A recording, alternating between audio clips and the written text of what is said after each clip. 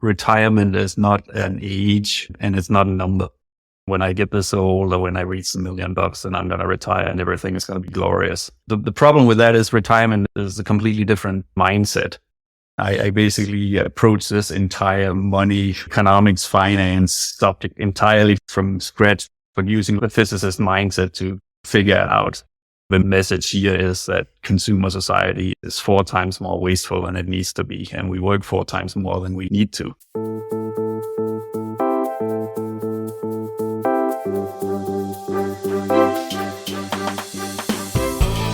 Welcome to Talking Billions. We talk about big ideas, big inspirations, big topics. We take on the hardest subject of all, money. How to make it, save it, keep it. But our conversations lead us to an even bigger question: what it means to live a rich life beyond money.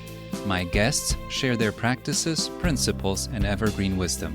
I'm your host, Bogumil Baranowski, author, TEDx speaker, investor, and a founding partner of Seekard Associates, a boutique investment firm founded in New York City. Join me on this quest to unearth the wisdom of the ages. My guest today is Jacob Lund Fisker. His book, Early Retirement Extreme, a philosophical and practical guide to financial independence, has been a big hit and remains a very popular read among those curious about frugal and responsible living, while caring about the planet. It's so much more than that, though. His blog, with the same name and the link in the notes, is also a great resource. Jacob is a Danish-born astrophysicist living in the United States and enjoying an early retirement. He's very thoughtful and deliberate about how he lives his life. He took the time to sit down and discuss his research and findings with me. My prepared questions and our recording ended as planned, but we kept talking for another hour. Today, you'll hear about using physicists' mind and tools to figure out money, how working from home can effectively double your income, retirement is not an age or a number, peculiar challenges of retiring young, 2 definitions of freedom, frugal, responsible, and environmentally friendly living, and finally, how responsible living can lead us to early retirement. Please help me welcome Jacob Lund Fisker. Hello, Jacob. Nice to see you. Hello, nice to be here. Thank you for joining me today. And let's jump right in. We have a bunch of questions we want to get through today. We both grew up in Europe. I grew up in Poland. You grew up in Denmark. I almost studied at the same Danish university, Aarhus, as you did. You became an early retired astrophysicist, and I'm a lifelong stock investor. I'm curious how your upbringing and your childhood influenced your relationship with money. I think it might be informative to see how just a few rare events changed everything. I mean, I'm not doing what other Danes are doing. Growing up in Danish culture, so I'm 47 now, this was the 80s and the 90s. Anything to do with money was left extremely open-ended because money was more or less a cultural taboo. It was not something people were talking about or not even thinking about because the Danish welfare state was already very well entrenched and had a good handle on everything. So the focus on accumulating money or getting rich was not really a thing anymore. And I think it has kind of become that way. But the message from parents, I'm talking very much in generalities, but definitely in my case, the message from parents and student counselors and career advisors and everybody was just to get an education, study whatever you're interested in, find a job that you're passionate about and just do whatever makes you happy. It doesn't really matter whether you get success was not really measured in terms of how wealthy or how rich you go. There's no such thing as like an American dream equivalent. The other thing was that most parents didn't really involve their kids in money matters. It was not something we talked about. I had basically no idea. Schools didn't teach it at all. In the 7th or 8th grade, there was a math exercise about making a budget, but it was not a budget that was relevant to personal finance at all. Career-wise, I would say the sum total of career guidance or counseling between grade 0 and leaving with my master's before I went to Switzerland, 20 hours tops, and that's very generous. Probably comes down to 1 or 2 career days and then an annual conversation with some history teacher they just brought in from the side to have a 10-minute conversation with each student about what are you interested in, right? Like civil engineering, or I want to be a fighter pilot, or I want to be a Lego designer. I was all over the map. I never really had an idea. The money framework or the takeaway from all this was just study whatever you're most interested in, and you find a job that you hopefully like, and then you spend it on whatever makes you happy. And if you ever need help with any of the details, you just go down to your friendly neighborhood banker and we'll set up a budget for you. So you don't even need to do that. The basic message is just become a happy working member of society. You got to work. It doesn't really matter because everything will be taken care of. If you get employed, the state will take care of you. So you don't need to know about money. That's a basic framework, a mindset I came out with as a graduate. Now what? I had no idea what like pension savings were, but I had heard some rumors about that it was important to start doing. So then I went to grad school in Switzerland, and of course a completely different system. And having heard those rumors, I realized it was important. Being 24 years old, at that time, I basically approached this entire money, economics, finance subject entirely from scratch, but using the physicist mindset to figure it out. So formula and equations and diagrams, and to try to figure out what all this spending, saving and investing and working really meant. That's basically the backstory, starting from knowing nothing and figuring the system would have it well in hand and then trying to make sense of it myself from scratch. And I turned into that. Putting all the pieces together. I grew up in Cold War Poland, and I remember well the first decade of the economic transformation that followed. Consumer credit wasn't available. You bought what you could afford to buy. And once I moved to New York City, the American affinity for easy credit was a new experience to me. You have some thoughts on the topic. Can you elaborate? What are your thoughts on the use of credit by consumer today? It's also like a similar situation. I think credit is extremely ingrained in US culture, whereas I didn't even really know what it was. So there's this Saturday Night Live sketch called Don't Buy Stuff You Can't Afford. And it's an American couple and then some salesman trying to sell this amazing plan called Don't Buy Stuff You Can't Afford. And it's a one-page book. And the funny thing is, of course, that this is like completely incomprehensible to the couples. Like you cannot spend it if you don't have it. Whereas on the reverse, right, the only conceivable concept for me and for you was basically if you want to spend something, you got to earn it first. Yeah. And if you're not earning it fast enough, you got to save. So my attitude was always saving while thinking about what I'm going to buy for it and then spend it. And then so my net worth looked like a zigzag curve that way. Even when I did this whole perspective, gaining an understanding of personal finance, having moved to Switzerland, and first learned about what interest or what a mortgage was. Because again, in the Danish word for mortgage payment is husleje, which essentially is the same as rent. So I did not really even understand that there was a loan involved here, right? It's really like base level ignorance.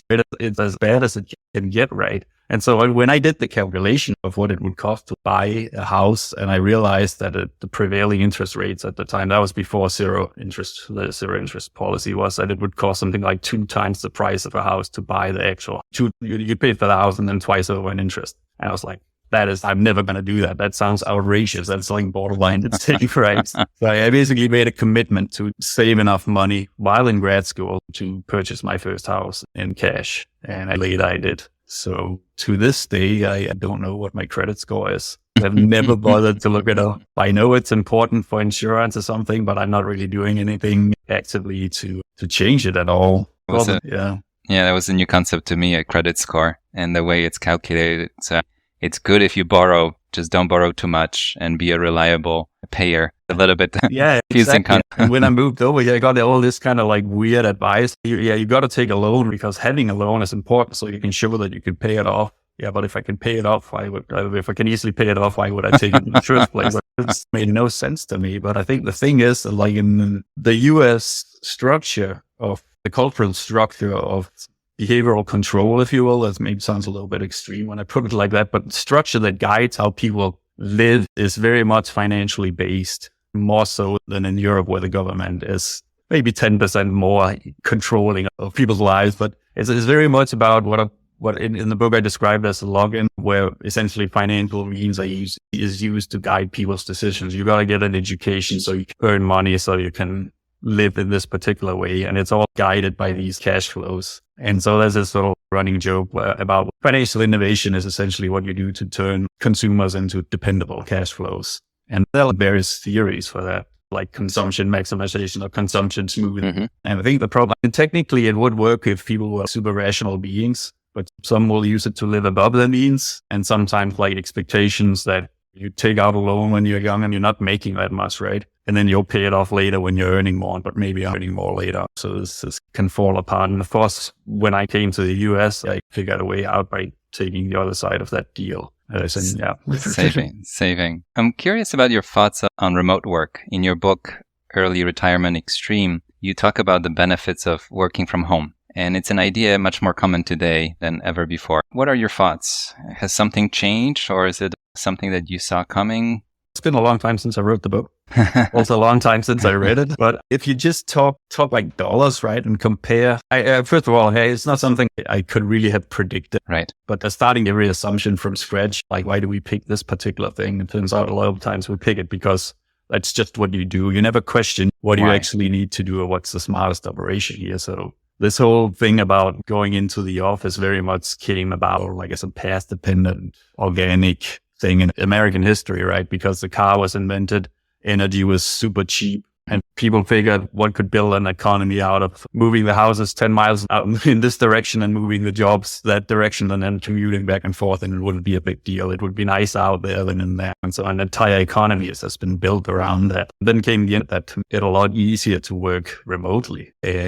But cultural tradition resisted that for a long time. And it still does to some extent. But then the COVID lockdowns essentially forced the situation. And I think if you look at it like just if you do the numbers, then if you calculate your actual effective wage, which is done in the book, Your Money or Your Life, I think is a very good way to think about it. So if you're going into the office, you have the same salary. Let's say it's the median salary of $40K a year. This is, I think, about a little over what most people make. But then you start deducting all the cost of working. So you spend like an hour a day commuting. If you have children, you need to look at daycare costs. You need office clothes, which can be like $50 a month or something. I looked up some of these numbers. People spend way more than I do, so I usually have to look up to see what the normal spending is. And there's cafeteria food and various other things. And that is all after-tax money. Right? So that's the numerator of how much you make after all the costs of working are deducted. But then you also have to consider you have to spend the average time spent commuting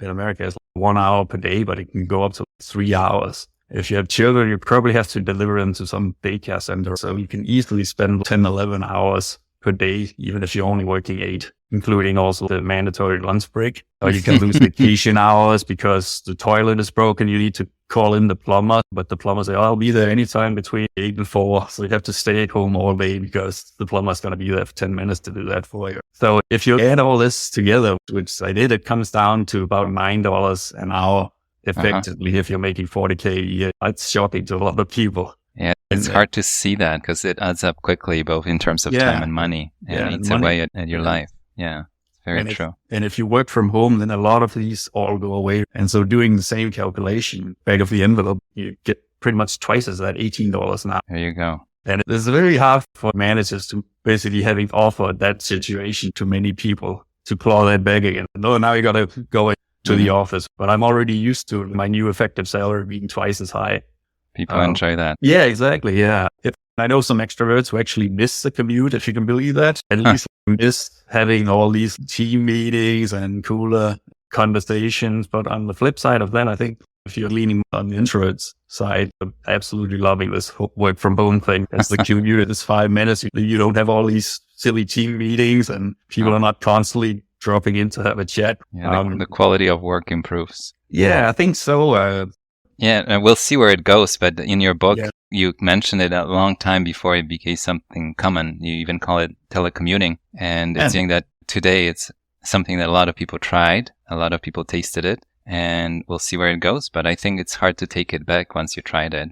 The other question I had, our audience and our clients, they may find themselves already in a position of a full or almost full financial independence because of the wealth they inherited or acquired. What can they learn from you, an expert in early retirement extreme? What are the tips, advice that you would share? Yeah, I think the primary thing, which is hard to accept, is that retirement is not an age and it's not a number. But that's the focus that a lot of people working have in mind. When I get this old or when I reach $1 million and I'm going to retire and everything is going to be glorious. The problem with that is retirement is a completely different mindset. You have to find a new meaning, new purpose, new activities, and even a new aesthetic of how you look to the rest of the world. All this You have to figure out all this. If you're old enough and if you're rich enough, then the market can provide you with these solutions. If you're like senior citizen already, you can play bingo and nobody will bat an eyebrow. There's cruise ships, so you can do flow painting at the senior center. There's all these solutions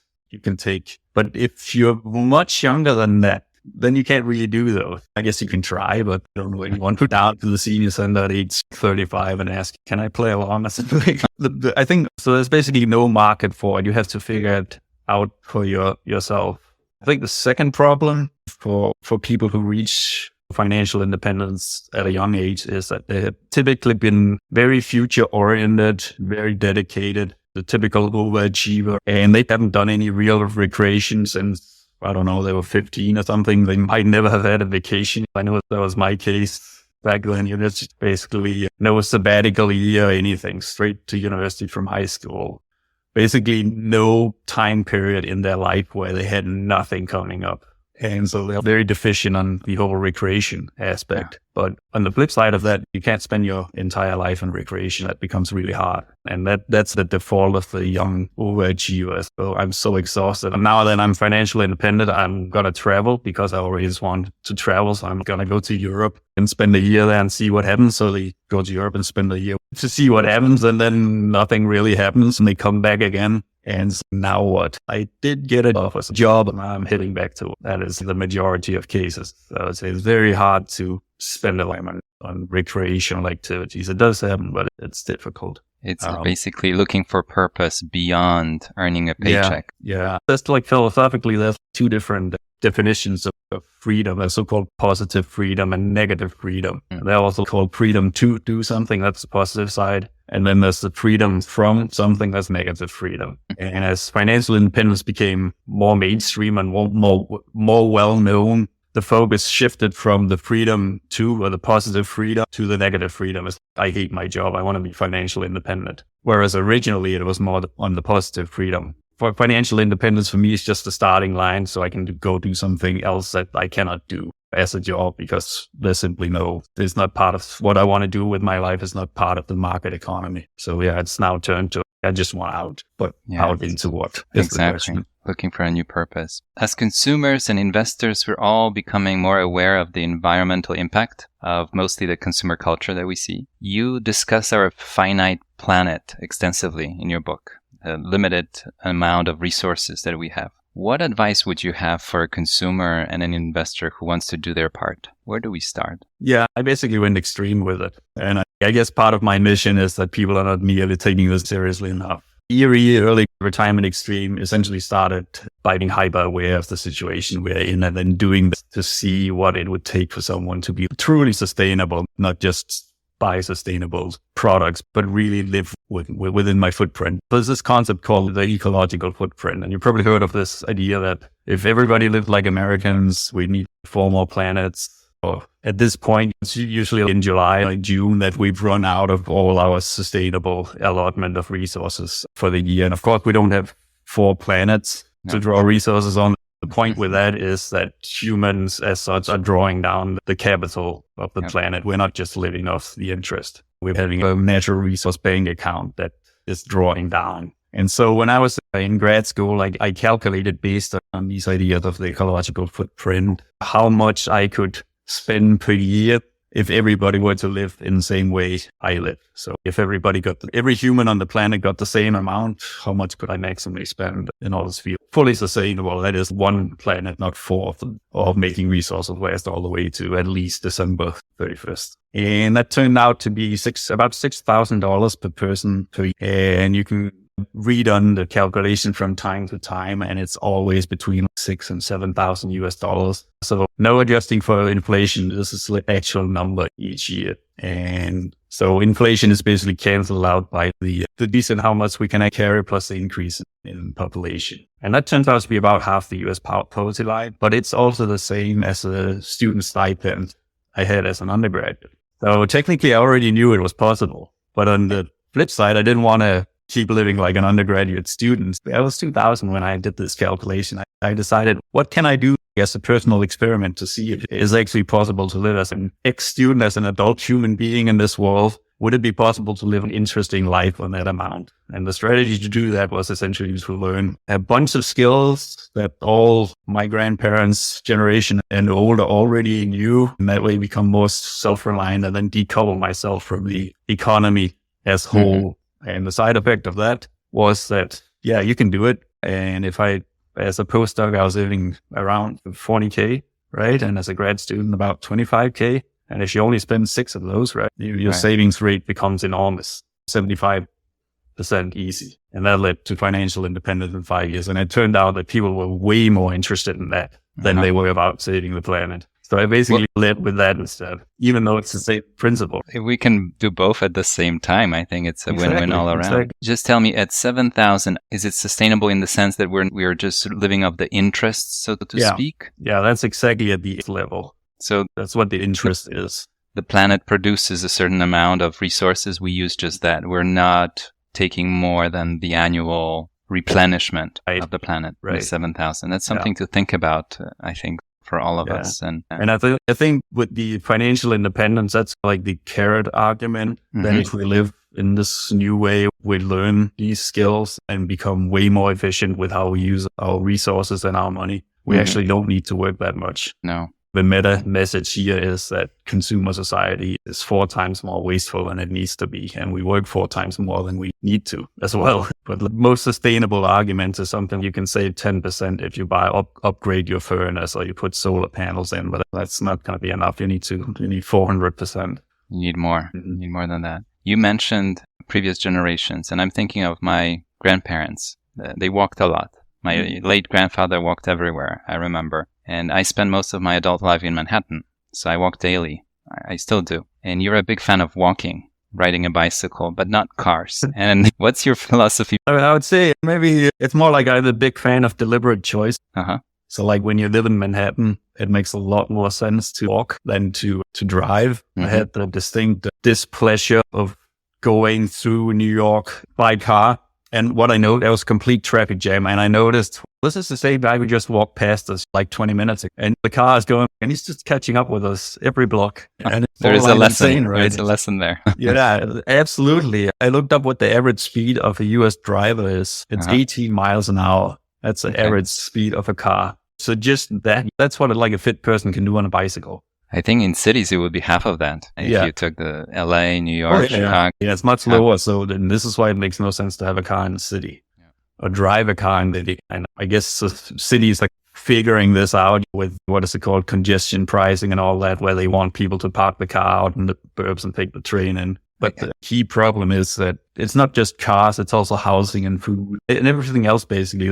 It's a consumer product and we just buy it because we think that's the only way. But there's in general like a whole range of options. If we pick the wrong one, it's not a very efficient use of money. The bicycle is much cheaper than a car. And if you can go at a general maximum speed in your car at 12 miles an hour, you should probably ride a bicycle, right? But on the other hand, I've also seen this bicycle or cycling religion go a little overboard. I'm commended for health reasons. That's the other thing. That's different side effects. Driving a car is generally unhealthy. On the other hand, cycling can be dangerous. But I've seen people where they commute in 50 kilometers. That's pretty hardcore. If you live out in the sticks, maybe that car makes sense. So it's that choice.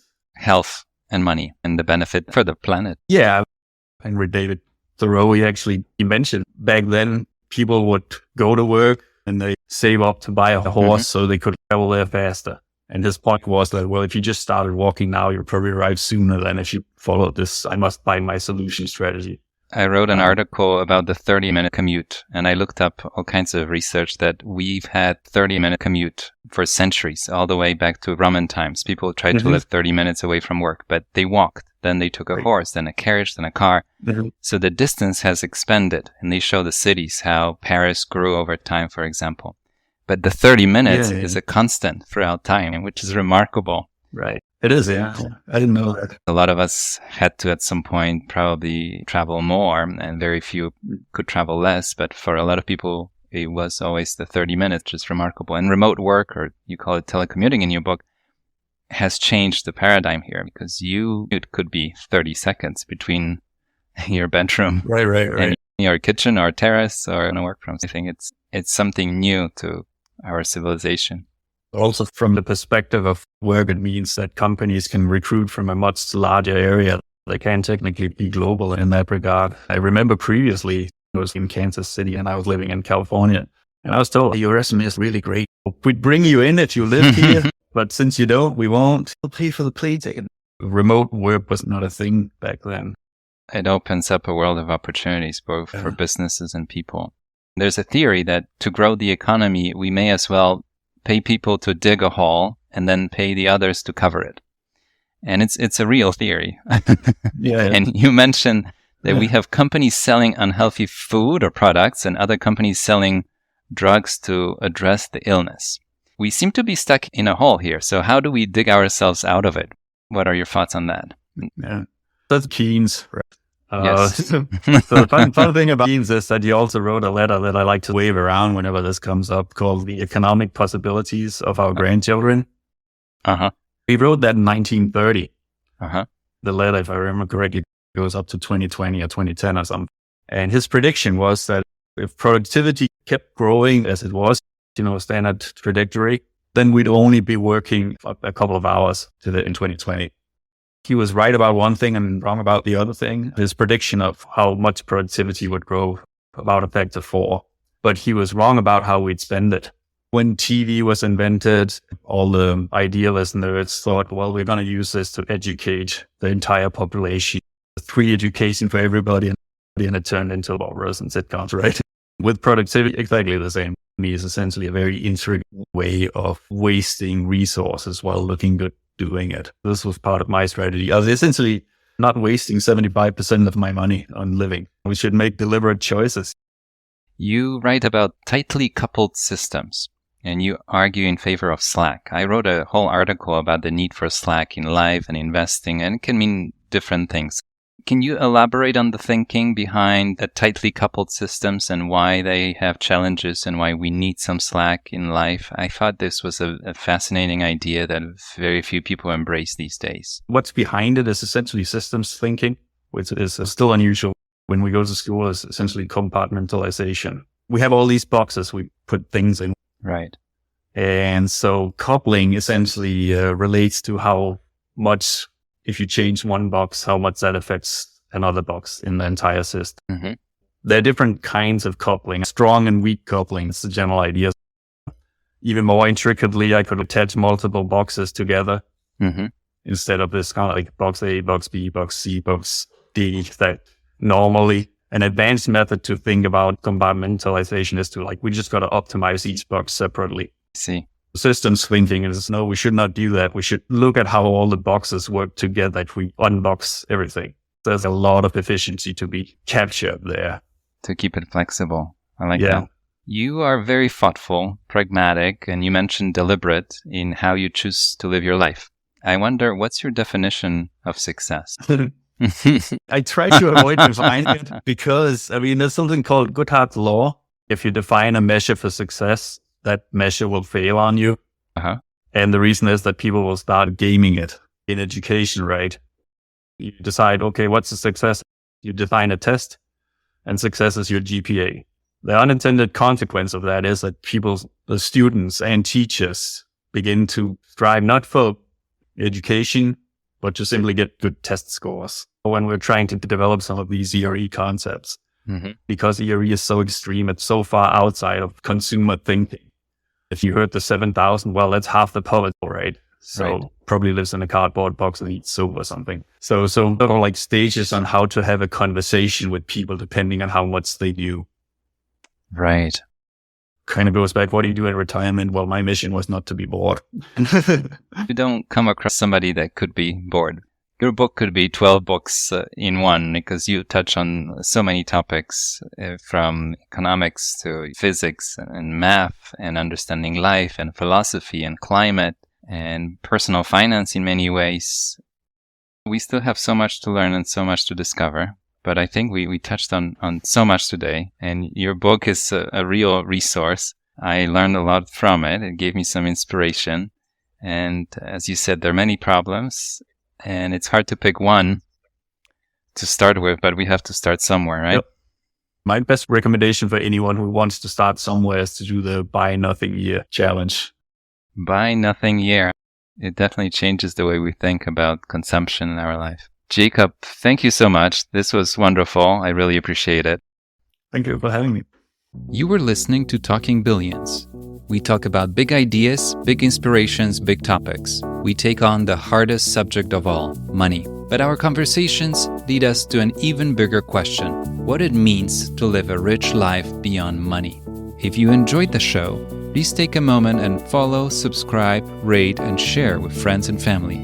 We rely on word of mouth to promote the show. One click for you means the world to us. Thank you. Until next time, your host, Bogumil Baranowski. The content of this podcast is for general informational purposes only, and so are the opinions of members of Sicard Associates, a registered investment advisor, and guests of the show. This podcast does not constitute a recommendation to buy or sell any specific security or financial instruments, or provide investment advice or service. Past performance is not indicative of future results. More information on Sicard Associates is available in its Form ADV disclosure documents available at advisorinfo.sec.gov.